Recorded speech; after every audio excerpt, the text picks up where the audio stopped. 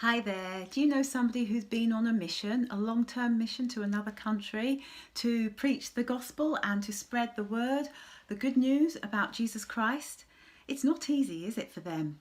They don't always speak the language fluently. They don't always have loads of money to support them. And sometimes they're on their own. They have to mix with cultures that they totally are not comfortable with or not used to.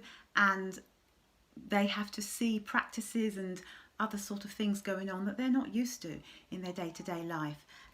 So this excerpt from my book is a thank you to all those mission workers who have put their lives on the line and put themselves out in order to spread the gospel. They feel lonely, it's not always what they expected, but they're doing it because they know that that's what the Lord's called them to do.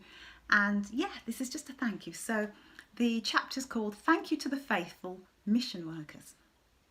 Those who are serious about serving the Lord overseas are under no delusion that it is a vacation. They often feel forgotten when their email updates are not replied to promptly. They usually have no one to take over from them when they are feeling burnt out. During their struggles, they wonder who has remembered to pray for them. God never forgets them, and He is grateful for all the hard work that has been put in when nobody else was watching and nobody else knew. They know good works don't earn anyone a passport to heaven. They are doing it because they love Jesus, and He has put in their hearts love for others, which compels them to share the good news about salvation. You knew it wouldn't be cosy sleeping on a hard floor. You heard the scuffle of cockroach legs as they slid under your door.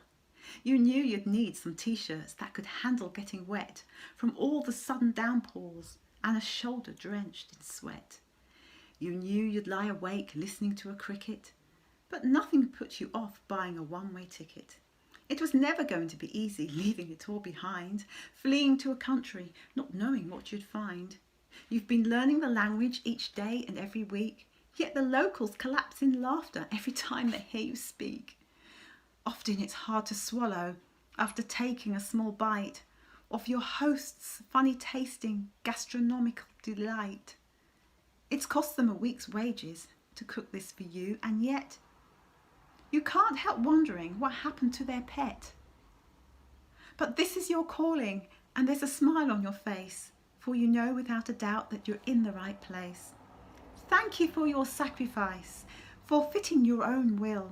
The path you chose was narrow, the gradient a trek uphill. Your loved ones were left behind, so was your ambition, knowing there's more pleasure in going on a mission. Your colleagues thought you were mad, saying your holiday was displaced. To go and serve the needy to them seemed such a waste.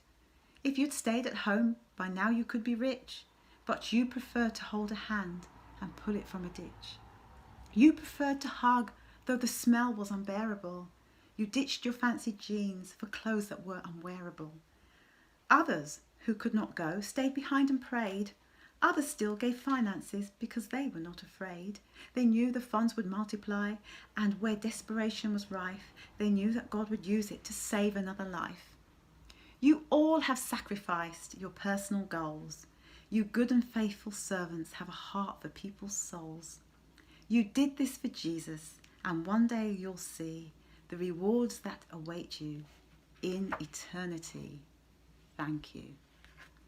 If you know somebody that's gone on a mission trip, especially a long-term one, and they are feeling a little bit like they're in a totally different world from everyone else, maybe you could send this poem to them to encourage them. You don't have to send them the video. You can, I don't know, write out the poem, or if you want me to, you can contact me and I can send you a copy of it if you want. But it's good to encourage people, isn't it? Especially those that feel that they've been forgotten about, those who are working tirelessly for the Lord and having given up all their home comforts so that they can bring more souls into the kingdom. I'm really grateful for those people, aren't you? Okay, thank you for listening. Take care. Goodbye.